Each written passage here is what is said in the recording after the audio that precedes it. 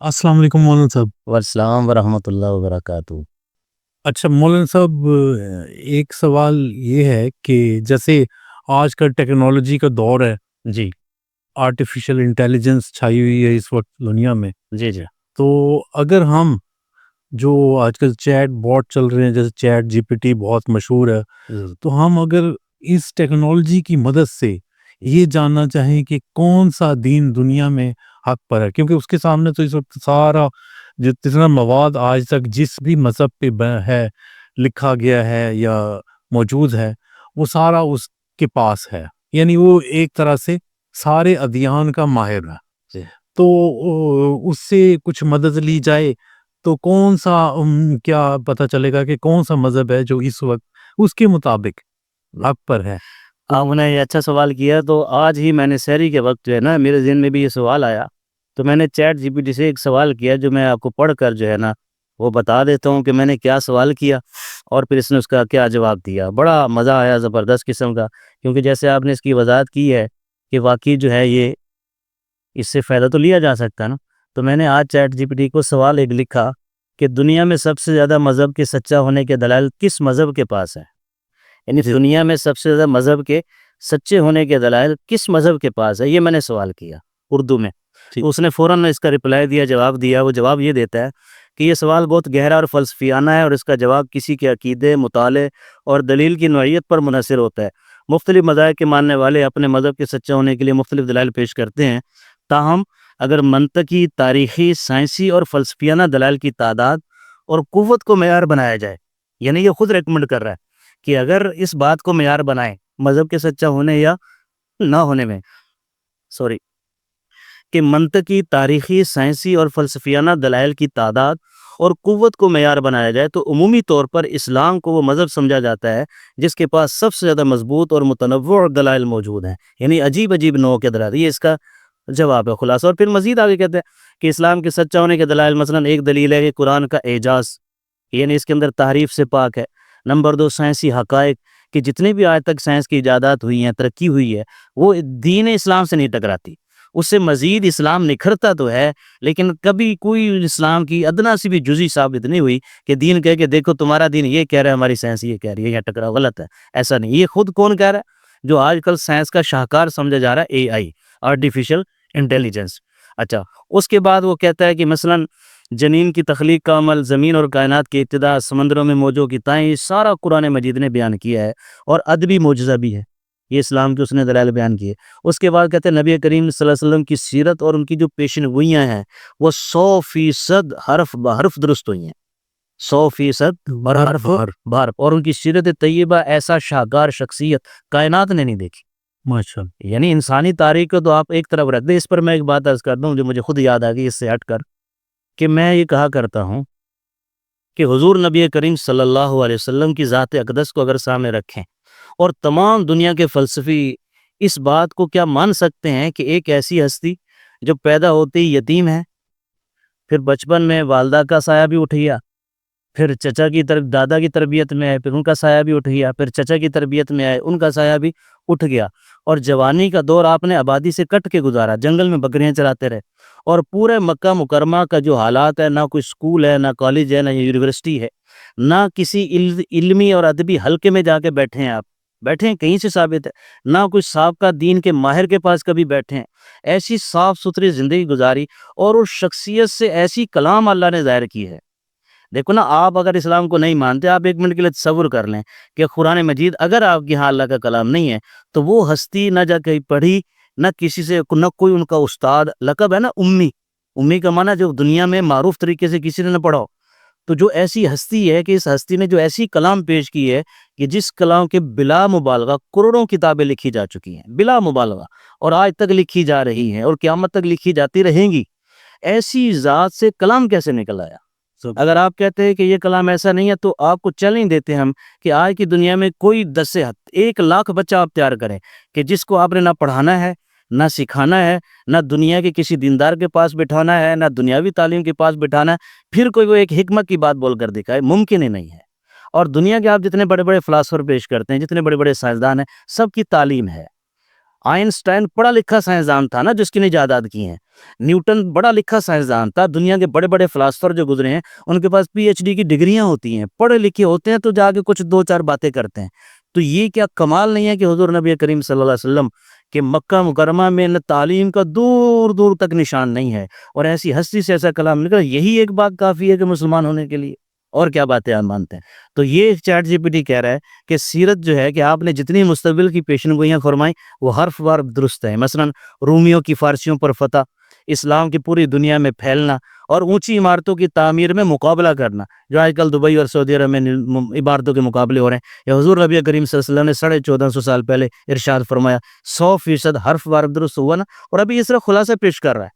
دلائل کی تو بھرمار ہے۔ اچھا، توحید کا فلسفہ جو اسلام پیش کرتا ہے اس کے اندر کوئی تشکیک کا ایک ذرہ بھی نہیں ہے، کہ جو جس طرح توحید کو اسلام بیان کرتا ہے، دنیا کا کوئی مذہب توحید کا نام لیتے ہیں، عیسائی بھی توحید کا نام لیتے ہیں، یہودی بھی توحید کا نام لیتے ہیں، لیکن عیسائیوں نے عیسیٰ علیہ السلام کو اللہ کا بیٹا بنا دیا، تو ان سے بندہ سوال کرتا ہے کہ اگر عیسیٰ علیہ السلام اللہ کا بیٹا ہے تو پھر عیسیٰ کا دادا کون ہے؟ جو یہودیوں نے حضرت عزیر علیہ السلام کو اللہ کا بیٹا بنا دیا، اور ہندو جو توحید کہتے ہیں کہ خدا ایک ہے، اس کے بعد ہزاروں خدا خود گھڑ دیے۔ تو توحید، یہ چیٹ جی پی ٹی کہہ رہا ہے کہ توحید ایک ایسا فلسفہ ہے کہ لا شریک لہ اور بلا تشبیہ ہے، جبکہ دیگر مذاہب میں یا تو تثلیث ہے یا کئی خداؤں کا تصور ہے۔ یہ تصور فلسفیانہ اور عقلی طور پر سب سے زیادہ مضبوط اور فطری ہے، یعنی دین اسلام کا توحید کا مسئلہ۔ اچھا، اس کے بعد کہتے ہیں کہ ایک اور دلیل دیتا ہے دین کے سچا ہونے کی، کہ تاریخی اور آثار قدیمہ کے دلائل، اسلام کی تمام تاریخی شخصیات، واقعات اور مقامات مکمل طور پر محفوظ اور تصدیق شدہ ہیں، جبکہ دیگر مذاہب میں کئی باتیں محض عقیدے پر مبنی ہیں۔ مثال کے طور پر مثال بھی دیتا ہے کہ حضرت موسیٰ علیہ السلام کا واقعہ دین اسلام نے بتایا، کوئی مورخ آ کر اگر اٹھتا ہے کہ نعوذ باللہ کہ دین نے جو کچھ بیان کیا حضرت موسیٰ علیہ السلام ایسے نہیں، بلکہ تاریخ تو خاموش ہو جاتی ہے۔ وہ تاریخ یوں سمجھو، اگر قرآن مجید میں حضرت موسیٰ علیہ السلام کا ذکر نہ آتا تو آج لوگ ہم جانتے نا کہ موسیٰ علیہ السلام کی تو پیغمبر آئے تھے، اور اس کی دلیل کیا ہے؟ باقی پیغمبروں کا ہمیں نہیں پتہ، جن جن انبیاء کو قرآن مجید نے بیان کیا ہے، اور تاریخ بھی اس کی تائید کرتی ہے۔ تائید نہ بھی کرے، تائید اگر وہ تاریخ خاموش بھی تھی تو مجبور ہو جاتی ہے دین اسلام کی بات ماننے پر۔ موسیٰ علیہ السلام کا ذکر ہے، فرعون کی لاش کا محفوظ ہونا، یہ تو ساری دنیا دیکھتی ہے۔ اس پر میں کہا کرتا ہوں کہ دیکھو، اللہ کی طاقت اتنی زیادہ ہے کہ اگر کافر چاہیں کہ قرآن کی اس دلیل کو توڑ دیں، فرعون کی لاش کو جلا دیں، دھماکے سے اڑا دیں، تاکہ قرآن کا یہ دعویٰ غلط ثابت ہو، لیکن یہاں آتی ہے تکوین، کہ تکوینی طور پر اللہ نے ایسے دماغ بند کیے ہیں ان کے دماغ میں یہ کبھی بھی نہیں آئے گا، اور قرآن کا وعدہ سچا چلے گا کہ تجھے میں دنیا کے لیے عبرت بنا کے رکھوں گا، اور اس کو رکھا ہوا ہے۔ ٹھیک، اچھا، اسی طرح جو ہے قوم عاد اور سمود کے اب آثار ملنے شروع ہو گئے، کہ خدائی کی ہے جو قوم عاد اور سمود کے آثار ملے ہیں جن کو اللہ نے تباہ و برباد کیا تھا۔ تو پیچھے عنوان یہ تلا تھا کہ تاریخی حقائق بھی دین کی حقانیت کی دلیل دیتے ہیں۔ اس کے بعد کہتا ہے دیگر مذاہب کا یہ جائزہ اگر لیا جائے، مثلا عیسائیت ہے، بائبل میں تضادات ہیں اور تعریف ہے، ٹھیک ہے، تثلیث غیر منطقی ایک عقیدہ ہے۔ دیکھو نا، اللہ، روح، بیٹا، پھر جب ان سے پوچھیں یہ کیا ہے، وہ کہتے ہیں یہ تین ہونے کے باوجود ایک ہے۔ اب عقلی طور پر یہ کیا مطلب، اس کو سمجھا ہی سکو کہ تین بھی ہیں اور ایک بھی ہے، یہ کیسے ممکن ہے، کیسے پاسبل ہے؟ اور اے آئی اس کا خلاصہ نچوڑ بیان کرنا ہے۔ اصل میں یہ جو بندے اے آئی سمجھتے ہیں ان کے لیے بتانے کی ضرورت نہیں، وہ خود ہی سمجھ گئے اس کا ورک سسٹم کیا ہوتا ہے۔ تو وہ کہتے ہیں غیر منطقی، ایک خدا تین میں اور تین ایک میں کا تصور فلسفی اور سائنسی طور پر غیر واضح ہے۔ پھر ہندو مت کیا آتا ہے کہ لاکھوں دیوتاؤں کا تصور سائنسی اور عقلی لحاظ سے کمزور ہے۔ ویدوں میں سائنسی غلطیاں پائی جاتی ہیں، جیسے زمین کو بیل کے سینگوں پر قرار دینا وغیرہ ذالک۔ یہودیت کے بارے میں تو اس نے ایک ہی جملہ لکھا اور کمال کا لکھا ہے، وہ یہ ہے کہ یہ مذہب صرف بنی اسرائیل کے لیے مخصوص ہے، کوئی بندہ یہودی بن ہی نہیں سکتا، جبکہ دین اسلام کل عالم کے لیے، پوری دنیا کے لیے، اور قیامت تک کے انسانوں کے لیے۔ اور یہاں میں ساتھ یہ بھی بات جوڑ دوں، اس میں تو نہیں لکھی ہوئی کہ قرآن اپنا دین اسلام وہ واحد مذہب ہے جو پوری دنیا کو کہتا ہے مجھ سے سوال کرو، آؤ مجھ سے سوال کرو، میں تمہیں دلیل دیتا ہوں، پھر تم بھی دلیل دو اپنے دلال پر۔ قرآن مجید دونوں طرح سے چلتا ہے کہ مجھ سے دلیل مانگو، ہر چیز کی ہم دلیل پیش کرتے ہیں، ہر چیز کا منطقی تمہیں جواب دیتے، تعصب سے بالا تر ہوگا جواب دیکھیں گے۔